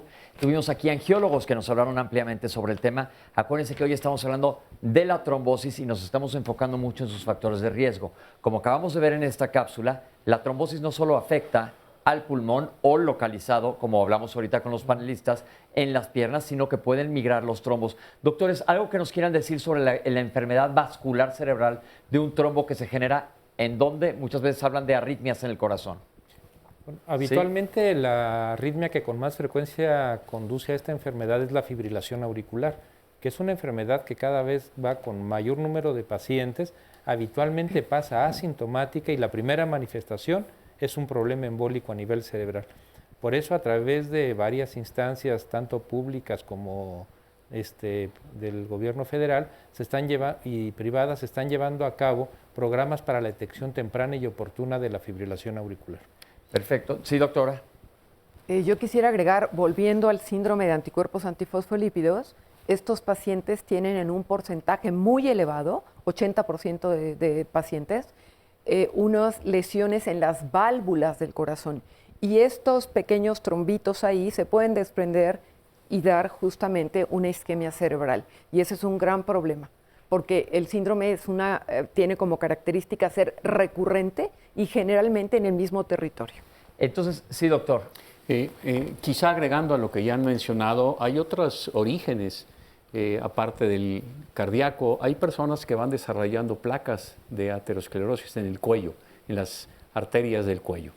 Y esas placas se pueden desprender y eso origina una embolia, precisamente un pedazo de una placa que se dirige a una de las arterias que ya bien explicaron a nivel cerebral. Eso también es origen de una embolia cerebral. Y si hemos hablado sobre todo de las venas de las piernas, no solamente ahí es donde se pueden originar los trombos. Doctor Raúl, ¿en dónde más se pueden originar?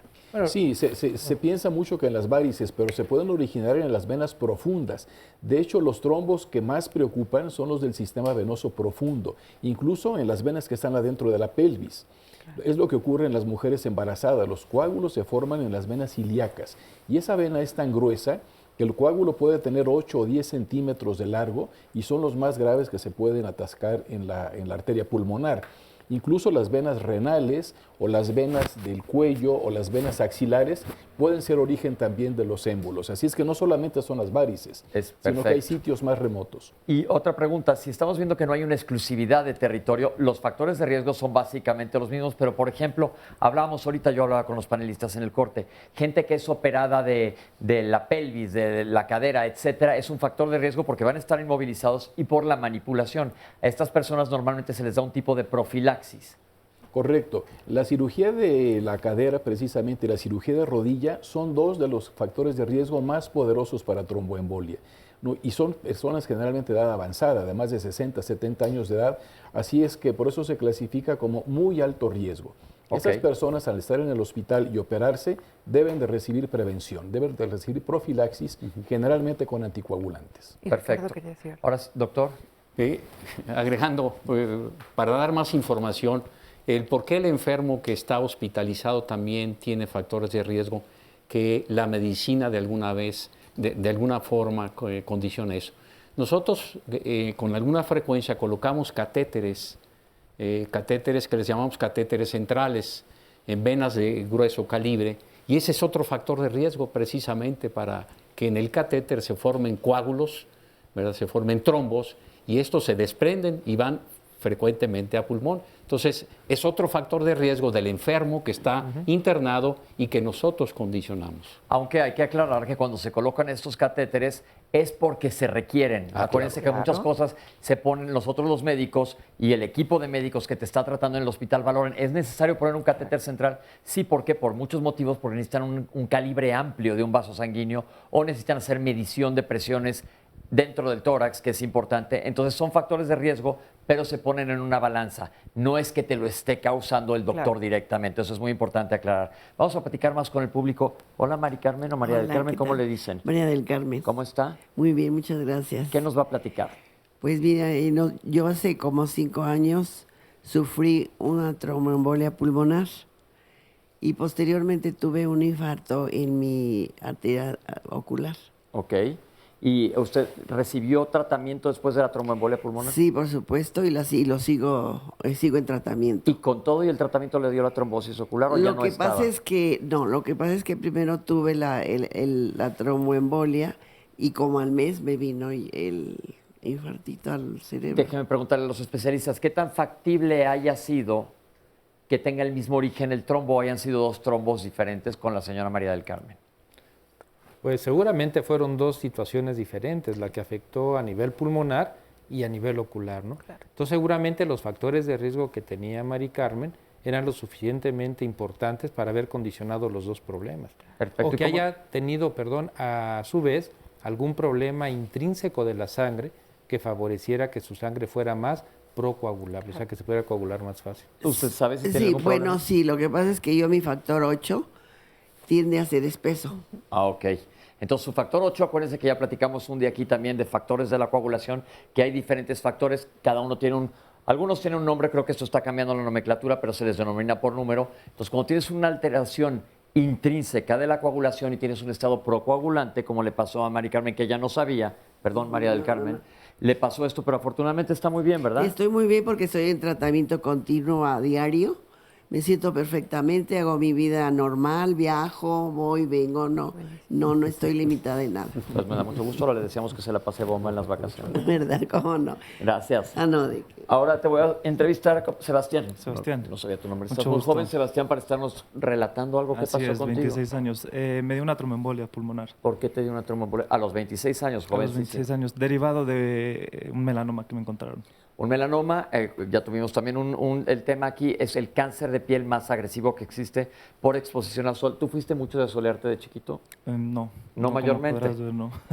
Pero se comentó también ese día que hay gente que tiene una predisposición para presentar melanomas. ¿Dónde tuviste el melanoma? En el dedo del pie. En el dedo del pie. Ajá. Y te trataron el melanoma a tiempo y estuviste bien. Sí, gracias a Dios sí. Me hicieron el ganglio centinela y de ahí es donde me origina La trombosis. La trombosis, ¿Qué pasó? Él tenía, ya nos dijeron que el cáncer, el melanoma es un cáncer, es un factor de riesgo para trombosis. Le quitaron un ganglio que estaba lejano al sitio del tumor, que se llama el ganglio centinela, para ver que no haya metástasis. Metástasis, recuerden que es cuando las células del cáncer migran y se van a alojar a otro lado, porque el melanoma es muy metastásico y gracias a Dios no fue tu caso y estás bien. Del melanoma estás perfectamente controlado. Sí, ya todo controlado. ¿Y de tu tromboembolia? Ya también. ¿Estás con tratamiento? No, me dieron anticoagulantes 3 meses. Y ya estás perfecto. Ya estoy perfecto. Ok, estás sano. Sí. Perfecto, déjame brincarme para acá para entrevistar a Alexis. Hola Alexis, ¿cómo estás? Hola, muy bien, ¿cómo está usted? Yo aquí contento de estar con ustedes, pero platícanos tu historia. Bueno, pues en mi caso fue una tromboembolia pulmonar que después de estar 15 días hospitalizado se desarrolló la trombosis en pierna derecha, provocando también que colocaran un filtro en vena cava. Posteriormente, pues seguimos con tratamiento, seguimos haciendo nuestra vida, pero esto fue hace 1 año y medio, o sea, no tiene mucho que sucedió. ¿Y cómo estás ahora? Me siento muy bien, la verdad me siento, incluso hasta puedo decir que me siento mucho mejor que cuando supuestamente estaba sano. Ya ven, muy bien, qué bueno, y sobre todo queremos esa actitud de todos los pacientes. Muchas gracias. Les quiero preguntar, porque ya se tocó el tema acá con Fernando una vez, que este filtro que yo le denominé un paraguas, la vena cava es la vena más gruesa que sube hacia el tórax, es la vena cava inferior, y les pusieron un filtro, hagan de cuenta que ponen un escurridor de espagueti en la vena para que pase únicamente líquido y se detenga algo más grueso como un trombo. Doctores, ¿pero por qué puede pasar que no funcione? Hay que cambiar este filtro. ¿Qué se hace con esto? Es una buena pregunta. Los filtros de vena cava se han utilizado para esto, ¿no? Para evitar que el émbolo migre a los pulmones, pero es un cuerpo extraño. Y siempre que hay un cuerpo extraño en el organismo, pues es susceptible a que ahí se active la coagulación y se forme un coágulo en el que, como con Fernando, del mismo filtro luego se desprendan pedazos de ese coágulo y se van como émbolos al pulmón. Por esto los pacientes que tienen un filtro tienen que estar anticoagulados. Ahora, Hay filtros de permanencia, como son filtros de generaciones previas, ¿no? Que se hicieron al inicio. Pero ahora, por ese motivo, los filtros que se ponen son filtros que después pueden ser extraídos sin dificultad, para que no queden ahí para siempre. Entonces, una vez controlado el problema, se extrae el filtro. ¿Cuánto tiempo se dejan más o menos? Pues habitualmente 6 meses. Una vez que ya se resolvió el problema agudo y está el paciente bien anticoagulado, y entonces se retira el filtro. Dentro de las maravillas de la ciencia es que esto se hace a través de las ingles. Generalmente se mete por ahí, por uno de los vasos sanguíneos, va por la tubería y lo abren donde sea necesario, un tipo paraguas que va a dejar pasar el líquido. Acuérdense que la sangre no es puro líquido, sino está cargada de células, va a permitir el paso de las células, pero si hay un coágulo, ya llegamos a ver hasta de qué tamaño pueden ser, va a evitar que se vaya más lejos, como fue tu caso, y dar un problema que puede ser potencialmente serio. Cuando pensamos en trombosis tendemos a pensar en gente mayor siempre, pero estoy aquí con 2 personas de mi edad que están muy jóvenes y les puede ocurrir. Entonces, por eso que tenemos que crear conciencia. Si estás hospitalizado, pasas tiempo largo o eres intervenido de la cadera o las extremidades, tienen que tener mucho cuidado y insístelos a tu médico. Vamos a un corte y regresamos con ustedes aquí a Diálogos en Confianza. Regresamos nuevamente a Diálogos en Confianza. Bueno, hay importante información que quiero compartir con ustedes. El Instituto Nacional de Cardiología los invita a participar en el proyecto Tlalpan 2020. Este proyecto tiene como objetivo el conocer la frecuencia con la que la población mexicana desarrolla hipertensión arterial. ¿Cuáles son los requisitos? ¿Qué es lo que se necesita? Bueno, pues primero, tener entre 20 y 50 años de edad. 2, ser mexicano, mexicana, residente de la Ciudad de México solamente. No tener hipertensión arterial, tampoco tener diabetes, no tener enfermedades de tiroides. En caso de ser mujeres y estar embarazadas, bueno, esperar al término del embarazo y nuevamente incorporarse al tratamiento. ¿Cuáles son los beneficios de este plan, de este proyecto? Bueno, pues que hay estudios de laboratorio, medición de tensión arterial, peso, talla y circunferencia de cintura, y todo esto es gratuito. La duración de todo este proyecto es de 10 años para todas las personas que, bueno, evidentemente quieran tener una mejor calidad de vida y estar monitoreadas todo el tiempo. ¿A dónde pueden comunicarse para obtener mayores informes? El teléfono es el 55 73 29 11 a la extensión 1415. Una vez más el teléfono 55 73 29 11 a la extensión 1415 para que, bueno, pues puedan asistir a este plan o a este proyecto Tlalpan 2020. Bueno, y a continuación, mi querida Gaby, vamos a ver la siguiente cápsula. La fibrilación auricular es una alteración del ritmo cardíaco donde se pierde el ritmo normal y la parte superior del corazón, que son las aurículas, comienzan a fibrilar. Fibrilar es un movimiento donde podemos compararlo con una bolsa de gusanos donde está moviéndose como si estuviera temblando solamente, y por lo tanto pierde las aurículas la capacidad de contraerse y de enviar adecuadamente la sangre hacia la parte inferior, que son los ventrículos.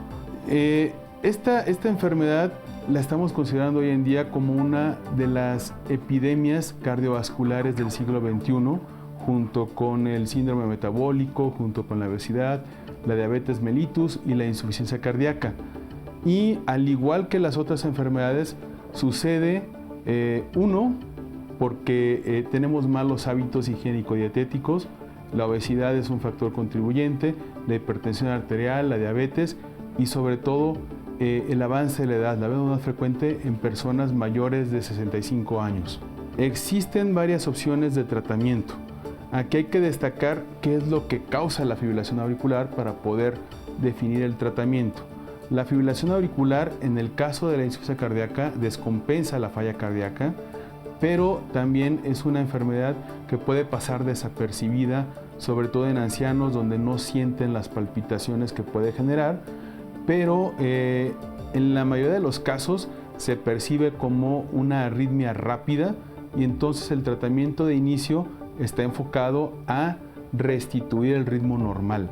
En algunas ocasiones, cuando se asocia a enfermedades valvulares o a una enfermedad cardíaca importante, solo podemos enlentecer la fibrilación auricular para que no descompense al paciente y mantenerlo en una fibrilación tolerada, pero algo muy importante en el tratamiento es la prevención de embolias. La principal embolia es la embolia cerebral, por lo tanto la mayoría de los pacientes con fibrilación auricular son candidatos a recibir tratamiento para prevenir embolias cerebrales. En algunos casos la fibrilación auricular se presenta de forma aislada en gente joven, sin enfermedades, y son casos en los que pudiera no considerarse la anticoagulación, pero en la mayoría, en más del 80% de los casos, se considera la anticoagulación. Hay otro grupo de pacientes en donde la fibrilación auricular se considera como paroxística, es decir, que se presenta por episodios cortos, pero que se van repitiendo. Y este grupo de pacientes generalmente tienen el corazón de tamaño normal, no tienen otras enfermedades asociadas y pueden ser susceptibles a tratamientos curativos como es la ablación con catéter. Entonces, en el panorama del tratamiento se tiene que individualizar y se tiene que tratar de acuerdo a las características de cada paciente. Lo importante de aquí es, como dice el doctor, que muchas veces es asintomático y la gente no se da cuenta. Entonces, es por eso que insistimos de los check-ups y visitar a su cardiólogo para ver cómo está uno. Porque muchas veces cuando las enfermedades son silenciosas, pueden estar causando un daño que se va a manifestar más adelante.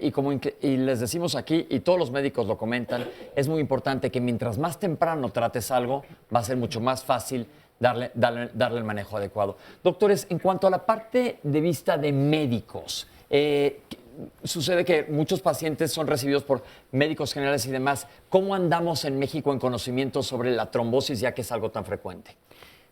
Andamos mal, honestamente.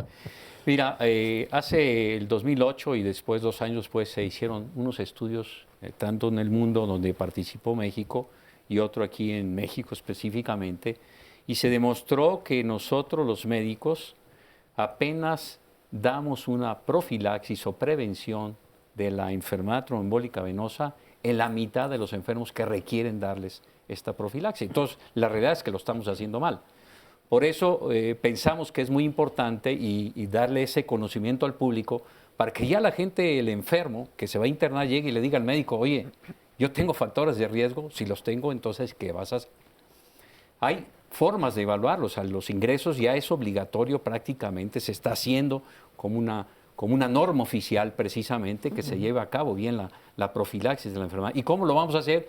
Primero, analizando cuando ingrese el enfermo si tiene factores de riesgo. Ya lo mencionaban en una de las cápsulas que hay escalas de evaluación y estas escalas de evaluación nos permiten conocer qué riesgo tiene esa persona, que se va a ingresar para desarrollar la enfermedad tromboembólica. Si la tiene mínima, moderada o alta, tenemos guías internacionales para dar la profilaxis de acuerdo a los factores de riesgo. Entonces, sí es muy importante que la gente conozca que la enfermedad existe, que cuando ingrese a un hospital le diga a su médico, oiga, tengo este problema, si lo tengo, haga usted lo que deba de hacer. Y le estamos dando entonces ese conocimiento porque seguramente le va a ayudar a muchos médicos que de pronto se nos puede pasar este problema. Y se complican los pacientes. Claro, Doctor, sí. ¿algo quería comentar al caso? Sí, no solamente lo que comenta el doctor en relación a los pacientes en el hospital. En el consultorio es súper importante la historia clínica. Es la base de todo. Ser muy detallistas en las preguntas para tener claridad si ese paciente que tengo enfrente tiene historia familiar de haber tenido algún trombo, que a mí ya me va poniendo como luz roja, si tiene otros factores de los que acabamos de hablar, y entonces yo trato de hacer una hoja como con todos los factores de riesgo y de acuerdo a eso evalúo la posibilidad, el riesgo que tiene ese paciente de complicarse, ya sea arterial venoso o lo que habíamos hablado de los anticuerpos. Hablamos ahorita sobre en la cápsula de la fibrilación auricular, que quedó muy claro, por eso es importante que vean al cardiólogo. Y hemos hablado de trombosis, ya vimos en las piernas, trombosis en el pulmón, trombosis en la cabeza. Bueno, ya hemos hablado de infarto en otro momento, pero ¿qué otros órganos, por ejemplo, el intestino se puede trombosar? Sí, claro. Puede haber también a partir de esa arritmia que se ha comentado, cuando el corazón forma coágulos en el interior y se desprenden, el lugar más frecuente al que se van es el cerebro, correcto, por eso impacta tanto. Pero tenemos una cosa que se llama embolia sistémica. Entonces el émbolo puede ir al intestino, Y eso es gravísimo, es una complicación muy grave porque se tapa la arteria que irriga el intestino, la arteria mesentérica, y es una catástrofe. Es un infarto intestinal lo que Así es. sucede. Y puede haber infartos renales, esplénicos, hepáticos en las extremidades inferiores, etcétera. ¿Qué es, por ejemplo, antes se hablaba mucho, yo me acuerdo en época de mis abuelos y demás, de las gangrenas causadas por un trombo a las arterias? ¿Nos podrían decir qué es esto? Sí. Adelante. Bueno, la gangrena es cuando se obstruye una arteria, un vaso que lleva sangre con oxígeno a las extremidades. Es más frecuente en las extremidades inferiores, pero también en los brazos se puede presentar. Y habitualmente este tipo de problema se va asociado a la aterosclerosis y se ve todavía con más frecuencia en pacientes diabéticos. Un grave problema del paciente diabético es eso.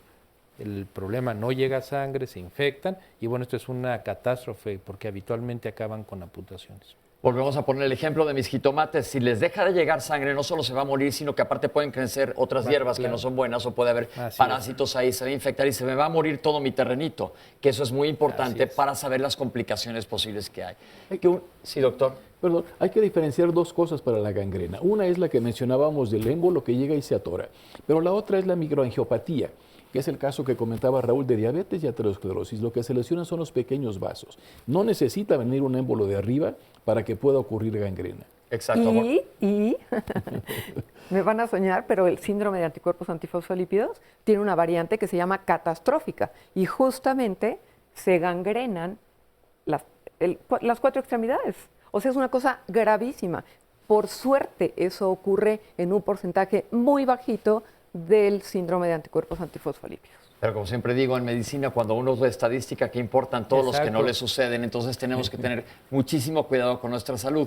El uso de anticoagulantes, yo siempre he dicho que no los debe manejar cualquier médico. Yo soy gastroenterólogo, yo no manejo anticoagulantes. Tiene que estar manejado por un médico especialista. ¿Por qué? Si nos pudieran hablar sobre los anticoagulantes un poquito. Los anticoagulantes se clasifican como medicamentos que pueden potencialmente causar daño. En los Estados Unidos y en Europa así se catalogan, medicamentos que pueden incluso originar una complicación que lleve a la muerte. Entonces, necesitan un control muy estricto en una serie de organizaciones que se llaman clínicas de anticoagulantes. Por ejemplo, los Estados Unidos tiene 2.000 clínicas de anticoagulantes. Argentina tiene más de 200 clínicas de anticoagulantes. En México tenemos muy pocas.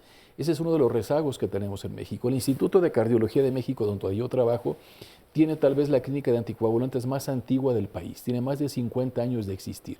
Cuando llegué a trabajar ya existía. Y nosotros vemos 100 enfermos al día que toman anticoagulantes orales. Vienen prácticamente de todos lados de la República.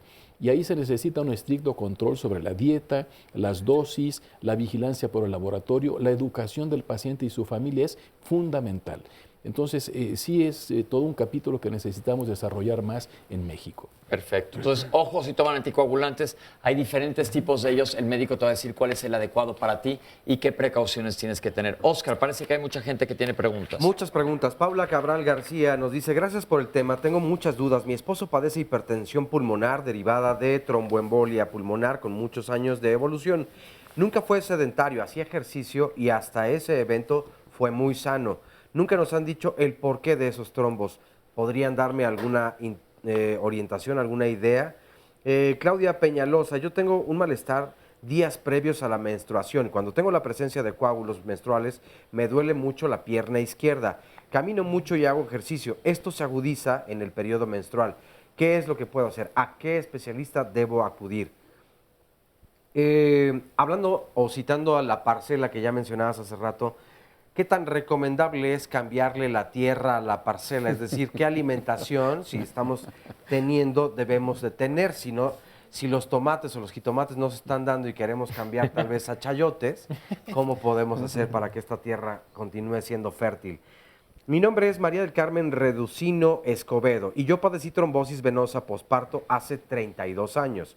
Sin que se supiera la causa, y después de 16 años fui diagnosticada con una trombofolia con resistencia y deficiencia de la proteína C activada con tratamiento de acenocumarina de por vida. Hace 5 años fui diagnosticada con vasculitis de esta última, aún tengo muchas dudas. El tratamiento de la trombofilia me limita en muchas cosas como medicamentos y también de alimentos. ¿Será que hay algo más avanzado para este padecimiento? Gracias por su orientación y por su ayuda.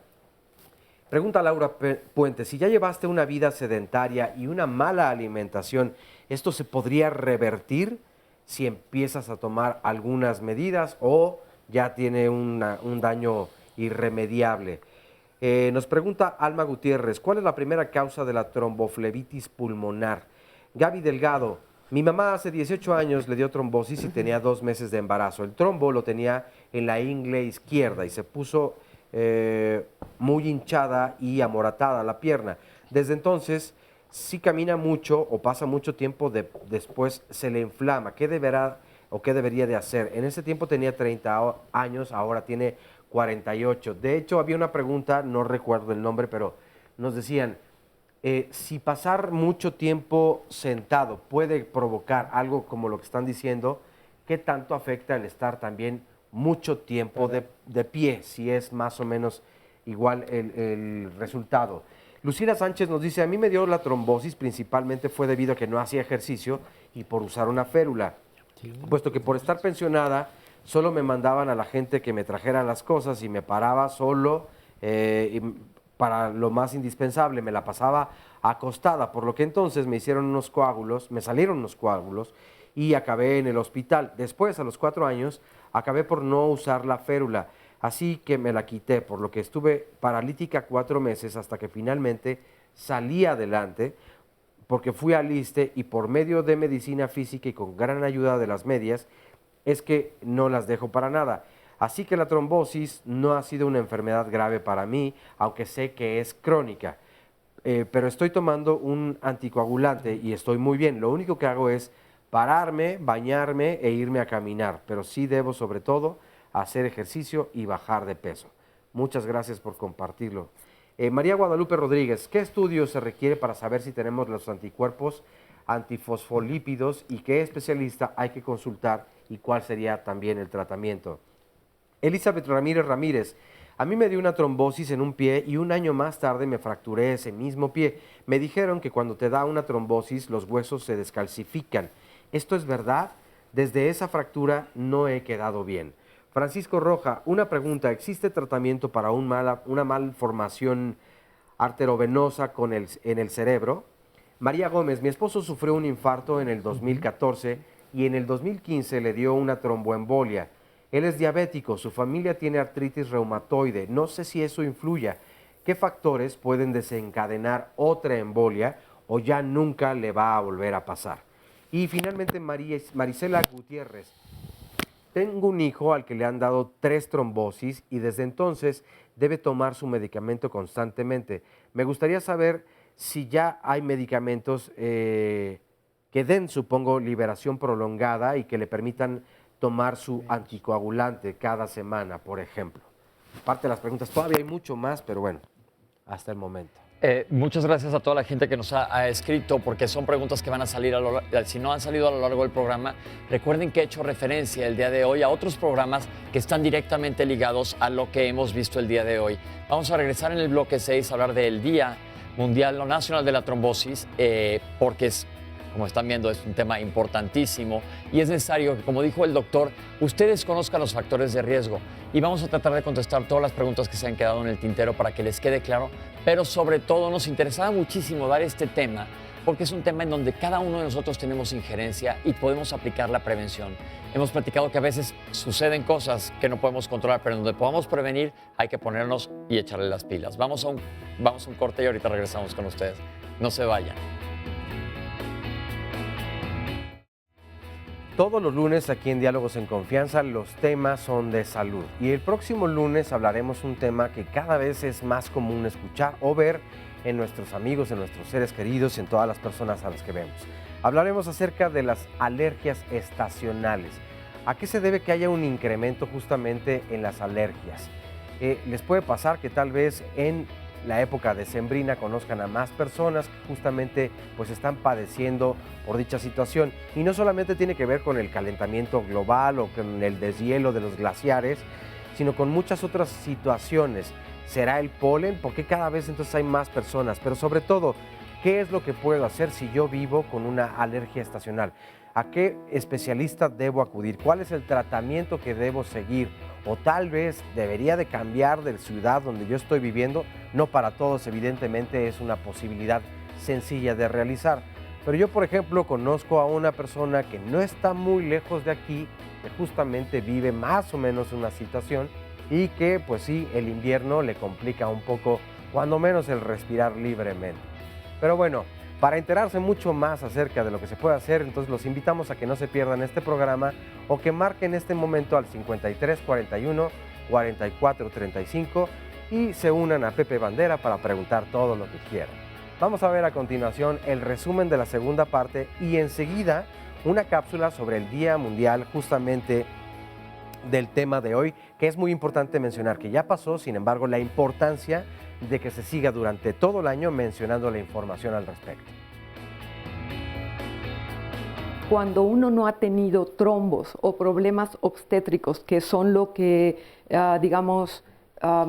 clasifica al síndrome de anticuerpos antifosfolípidos, tener los anticuerpos a títulos altos sostenidos son un factor de riesgo. Que hay factores de riesgo para trombosis venosa y factores de riesgo para trombosis arterial. La obesidad comparte para ambos, pero si alguien tiene insuficiencia venosa, pues es más factor de riesgo para trombosis venosa. La trombosis arterial generalmente se limita al infarto agudo del miocardio o al infarto cerebral y está asociada generalmente a aterosclerosis. La trombosis arterial puede ocurrir en el público ambulante, ¿no? Un infarto puede sobrevenir cuando estamos en la calle, cuando vamos manejando, etc.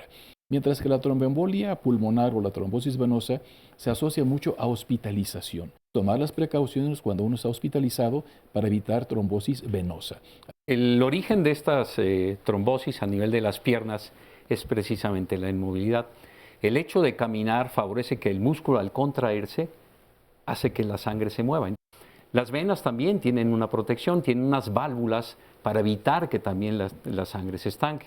Pero esas válvulas se pueden ir lastimando y eso es lo que va originando a la largo, por ejemplo, problemas de varices en las venas. El ejercicio, a través de ese movimiento del músculo al contraerse, favorece que la sangre se mueva.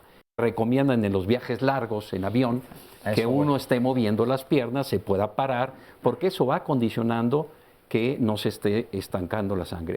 Un viaje en automóvil, en camión o en ferrocarril de más de 4 o 6 horas, también el riesgo es bastante alto. Moverse, caminar. Otro, estar bien hidratado, que luego se nos olvida. El Día Mundial contra la Trombosis es una iniciativa que surgió en el año 2014 y en la cual fue por parte de la Sociedad Internacional de Hemostasia y Trombosis y se estableció como ese día una campaña global para salvar vidas. La intención es hacer cada vez más difusión a nivel de la población en general, a nivel de pacientes, a nivel de familiares, y que de esta forma el paciente esté y los familiares estén empoderados en conocer sus riesgos de padecer este tipo de enfermedad tromboembólica venosa, sobre todo aquella que se asocia a hospitalización. Este es un problema grave de salud pública y en el cual sabemos que la enfermedad tromboembólica venosa es una enfermedad que se puede prevenir y que ocurre frecuentemente en pacientes hospitalizados. El Día Mundial de la Trombosis es el día 13 de octubre. Y en México, la Sociedad Mexicana de Trombosis y Hemostasia, desde el 2015, ha hecho campañas de difusión enfocado no solamente al público en general, también a enfermeras, a médicos especialistas, médicos generales y también a los que toman decisiones en los hospitales para comprometerse en establecer medidas que prevengan este tipo de problema de enfermedad tromboembólica venosa. Pues nada más que se sumen a esta campaña del Día Mundial de la Trombosis, es el 13 de octubre, y que pueden visitar algunos recursos que hay en nuestra página web de la Sociedad Mexicana de Trombosis y Hemostasia, y ahí podrán encontrar información tanto para público en general como para médicos y profesionales de la salud. Pues qué bueno que exista este día, la verdad, porque definitivamente estamos hablando de los temas más frecuentes en medicina. Se está dando, nosotros aquí estamos contribuyendo en difundir esto, pero es importante que como tanto médicos como pacientes lo conozcan y van a aparecernos todos los datos en nuestras redes sociales y en las plecas en pantalla para que estén pendientes. ¿Algo que quieran comentar sobre el día? Sí, el Día Mundial de la Trombosis está dirigido sobre todo al público que se va a hospitalizar. Cuando un paciente va al hospital para cambiarse la cadera, la rodilla, una vesícula biliar que se va a operar, etcétera, hay que comentar con su médico los riesgos que tiene de trombosis. Y también va dirigido a las autoridades de salud, a los administradores de servicios de salud y los sistemas de control de calidad. Cada hospital debería tener en su práctica de rutina la valoración del riesgo de trombosis para el enfermo que ingresa. Perfecto. Doctor, y algo más quería comentar, que dijimos que se nos iba el tiempo, pero no lo queremos dejar con el tintero lleno. Claro, es el hecho de, ya se mencionaron dos de las complicaciones muy serias que quedan en relación a esta enfermedad. Los enfermos pueden desarrollar una hipertensión arterial pulmonar crónica y son enfermos que muy frecuentemente en casa, por ejemplo, usan oxígeno porque ya tienen un problema secundario a esto. Y otro es el síndrome postrombótico, en donde las personas quedan con problemas en las piernas que condicionan una calidad de vida muy alterada, muy afectada, con costos muy elevados. Tanto uno como la otra complicación cuestan mucho. Limitan la calidad de vida y cuestan. Bien, entonces estamos viendo que es una enfermedad que tiene riesgos altos potencialmente. Entonces vamos a echarle ganas y prevenir en donde podamos. Tenemos muchas preguntas, vamos a tratarlas de contestar. Doctores, cualquiera de ustedes que me quiera contestar breve todas estas preguntas. ¿La hipertensión arterial es un factor de riesgo? Para enfermedad arterial, sí. Para venosa, no. Perfecto. Si me operan de la cadera o la rodilla, ¿estoy en riesgo? Eso ya quedó perfectamente claro. Sí, hay que hablarlo con su ortopedista. ¿Existe algún protocolo para las personas que tienen una trombosis durante el embarazo? Un protocolo de tratamiento, sí, por supuesto. Se pueden dar anticoagulantes aún estando la mujer embarazada y después de que pase el embarazo se estudia para ver la causa de la trombosis. Sí, doctora. No, particularmente en antifosfolípido obstétrico, justamente el tratamiento de elección son anticoagulación con heparina de bajo peso más aspirina. Ok, perfecto. Acuérdense que ustedes no se autorreceten, sino que el médico les va a decir qué es lo que tienen que tomar. Mi esposo tuvo una trombosis venosa profunda. ¿Se puede repetir? Claro. Sí, claro que se puede repetir. Si él ya tuvo factores de riesgo para eso, quizás los tiene todavía, o presentarlos en un futuro, claro. ¿Las varices en las piernas son riesgo? Esto yo creo que sale la pregunta de que la gente se habló de trombosis profunda y trombosis superficial. Si nos pudieran aclarar sobre esto. Claro, la insuficiencia venosa es un factor de riesgo importante para trombosis venosa y embolia pulmonar. Aquí nada más hay que diferenciar. No es lo mismo las pequeñas venas que están dilatadas, que forman cabezas de medusa, que se esclerosa, no pasa nada, y otra es la trombosis venosa profunda que habló el doctor Izaguirre, que ese es un factor de riesgo importante. Perfecto. ¿El hecho de que me hayan inyectado las varices aumenta mi riesgo? No, cuando son superficiales, no. ¿El colesterol y los triglicéridos son factores de riesgo para las trombosis? Sobre todo para la trombosis arterial, para el infarto agudo del miocardio y el accidente vascular cerebral por aterosclerosis. Claro. Mi esposo después de una trombosis tuvo hipertensión pulmonar, justamente lo que acaba de decir el doctor. ¿Se le va a quitar? Habitualmente se quedan con tratamiento para siempre. Se controla. La hipertensión arterial pulmonar es crónica, indudablemente que se puede controlar, no se cura. Una chica habló que durante su periodo menstrual tiene unos dolores severos en las piernas. ¿Se asociará esto a trombosis? Habría que estudiarla porque sí puede ser el dolor de piernas, de músculos, una manifestación de trombosis. Entonces habría que descartar. La recomendación es que vaya que se lo comente a su ginecólogo y probablemente visitar a un angiólogo que le hará un ultrasonido para ver cómo están, un ultrasonido Doppler que nos va a permitir ver cómo está la circulación en las venas de sus piernas. ¿La alimentación tiene que ver? Sí, es fundamental. Hay que evitar el exceso de grasas, como se ha comentado, y el exceso de colesterol, una vida saludable y una alimentación también con verduras, frutas, etc. A mí me encantaría recomendar siempre la dieta mediterránea, que es una delicia y es lo más sano y más antiinflamatorio. Volvemos a que lo comentamos casi todos los lunes. Recuerden, cuando la gente nos empezamos a hacer bolas terribles en la dieta, hay enfermedades específicas que requieren restricciones. Pero todo el resto de la población, 1, 2, 3, por mí, todos mis compañeros, comamos de una manera sana. Esto no quiere decir que ahora que es Navidad no se coman un delicioso postre, se vale también. pero la mayor parte del tiempo comer de manera sana. Perdón, ya sin lentes no veo. Tengo trombofilia con proteínas, con anticoagulante y vasculitis. El tratamiento es muy difícil. ¿Qué me recomiendan? Que se apegue a su reumatólogo, doctor. ¿Algo más que decir? Eso. Las personas que hemos llevado malos hábitos a lo largo de nuestra vida, malos hábitos en cuanto a ejercicio y alimentación, ¿estos pueden revertirse? Claro. Sí. Nunca es tarde para empezar a comer adecuadamente. Así es. Nunca Y es hacer tarde ejercicio. para empezar a hacer ejercicio. Para dejar de fumar. Para dejar de fumar, ojo, sí. Factor de riesgo severo, el tabaquismo. Tuve una trombosis en la pierna hace 15 años. ¿Debo seguir con algún cuidado hoy? Pues con vigilancia de su angiólogo, porque como ya se ha comentado, tanto la trombosis venosa como la tromboembolia pulmonar son recurrentes. Pueden Bien. pasar varios años estando asintomático y después hacer el problema. ¿Pasar mucho tiempo de pie es factor de riesgo? Sí, también puede serlo. Lo importante es cambiar de posición. Tan malo es estar sentado muchas horas como estar parado muchas horas. Recomendación para toda la gente que está parada o sentada atrás de un escritorio cada par de horas, váyanse a dar la vuelta, bajen la escalera, súbanla y regresen a su estación de trabajo. Así es. A mí me dio por estar acostada. Este también es otro factor de riesgo. Sí, ya lo comentaron, la inmovilización es un factor de riesgo. ¿Es necesario que nos hagamos estudios todos para anticuerpos, antifosfolípido? Doctora, ¿podría ampliar sobre el tema? De ninguna manera todo el mundo, Más bien gente que tiene historia familiar de trombos o tienen datos que sugieran lo que habíamos hablado, abortos, que tengan una mala circulación, que la gente se da cuenta perfecto. Ahí sería bueno acudir con su reumatólogo o hematólogo para entender este problema. De ninguna manera para todo el mundo. No es un estudio para la población en general. No. ¿Es verdad que los trombos descalcifican a los huesos? Bueno, el trombo como tal no. No. A menos que condicione mucha inmovilidad o reposo, No. bueno, eso sí. Y el tratamiento.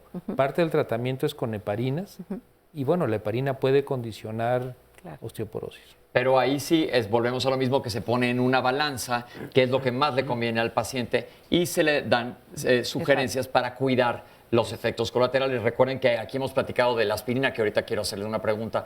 Es un medicamento ampliamente utilizado y se utiliza como preventivo en muchas ocasiones, pero la aspirina no está libre de efectos colaterales. Y aquí voy a hacer yo mi anuncio en mi ventanilla gastrointestinal. Si tomas antiinflamatorios o aspirina, recuerda cubrir tu estómago, porque a partir de los 60 años la causa número 1 de sangrado de tubo digestivo son los medicamentos. Claro. Sí. Perdón, ¿hay tratamiento para las malformaciones arteriovenosas en el sistema nervioso central? Por supuesto. Sí. Habitualmente se encuentra cuando sangran, ¿verdad? Antes es muy difícil encontrar. Entonces, el tratamiento habitualmente es la hemorragia. Pero cuando se detectan, por ejemplo, si alguien se hace una tomografía por alguna otra situación. Sí, intervencionista y llegan a un clipaje, ¿no? Puede haber tratamiento preventivo, ¿ok? Claro. La diabetes mellitus combinada con la artritis reumatoide, ¿son un factor de riesgo para que presente trombosis? Por supuesto. Claro. ¿Y se puede repetir? Volvemos a lo mismo, claro por supuesto que que sí. sí. El hijo de una señora tuvo ya 3 trombosis, no sé qué edad tenga. ¿Qué dice a qué se debe y qué debe de hacer? Hay que buscar los factores de riesgo, a veces son hereditarios. Se sospecha herencia cuando es muy joven para la trombosis, recurre y se presenta en sitios poco habituales. Tiene que ir con un hematólogo para que estudien las causas. O con un reumatólogo. Ok, perfecto. Nos quedan unos minutos. Oscar, antes de que darte la palabra para unas preguntas, quiero que los doctores nos den cada uno un mensaje final. Bueno, brevemente, tuvimos una plática muy interesante en este periodo de tiempo. Los coágulos y los émbolos no perdonan absolutamente a nadie, es un problema serio. Habitualmente están involucradas muchas especialidades, no nada más es de uno, y los que quieran más información pueden visitar la página de la Sociedad Mexicana de Trombosis y Hemostasia y ahí tendrán más información. Doctor. Lo mejor es la prevención, no hay que esperar que ocurra la trombosis. El público tiene que estar informado, pero sobre todo los administradores de salud, no solo los médicos, también los que toman decisiones en los hospitales y en los sistemas en general de salud pública y privada. La prevención es siempre lo mejor. Aquí va una pregunta de una vez, porque ahora he escuchado que ya se están instalando o haciendo que en todos los hospitales, independientemente del diagnóstico de ingreso del paciente, se esté haciendo una evaluación por el riesgo tan alto que hay. ¿Qué tanto ha permeado esto a nivel nacional? Está permeando cada vez más a través de muchas campañas, pero estamos elaborando una norma oficial mexicana conjuntamente con la Secretaría de Salud para que todos los hospitales lo establezcan como una rutina. Llegando el paciente al hospital debe de recibir una valoración del riesgo de trombosis y va a estar en la norma. Perfecto, doctora. No, encantada de que se difunda esto porque es un grave problema de salud. Y simplemente es la difusión para que lo que hemos hablado en el programa acudan si tienen cierta duda con su médico. El especialista diverso puede ser hematólogo, reumatólogo, médico internista, médico general. El punto es la prevención. Yo creo que eso es la clave y eso insistimos muchísimo aquí en Diálogos en Confianza porque es en donde sí tenemos injerencia. Claro. ¿Algún comentario, doctor? Pues agradecer en primer lugar la invitación y agregando lo que ya han dicho los otros doctores, generalmente es una enfermedad silente cuando se presenta, por eso es importante prevenirla, porque se va desarrollando cuando no hay la profilaxis, se va desarrollando y cuando la detectamos es cuando hay una embolia pulmonar, por ejemplo, que es muy grave. Entonces ya son no la profilaxis, sino tratamientos que elevan mucho los costos y los tiempos de hospitalización de los enfermos. Esto es muy importante porque si bien, como volvemos a insistir sobre la prevención, podemos evitarnos cosas que son verdaderamente muy, muy, muy serias, inclusive la muerte por una trombosis. Como ven, es un tema amplísimo. La trombosis se puede presentar mucho más allá de los sitios comunes que pensamos, nos lo acaban de demostrar los especialistas el día de hoy aquí. Y como dijo el doctor, todos estamos en riesgo relativo y nos puede ocurrir a cualquiera, porque yo puedo decir, yo no tengo ningún factor de riesgo, yo hago ejercicio, yo como sano, yo no fumo, pero si mañana me tropiezo ahorita aquí y voy a dar al hospital, voy a estar en factor de riesgo por pasar cierto tiempo en reposo. Y el hecho de estar en reposo hace que la sangre se estanque un poquito, favoreciendo que se presente los factores de coagulación se activen y se haga un coágulo. Pero esto ha sido todo por hoy en Diálogos en Confianza. Gracias al público, gracias a la gente que nos está ayudando el día de hoy. Oscar, muchas gracias. Muchísimas gracias por estar con nosotros. Gracias. Nos vemos la próxima semana aquí. Esto fue Diálogos en Confianza. Muchas gracias. Hombre, muchas gracias.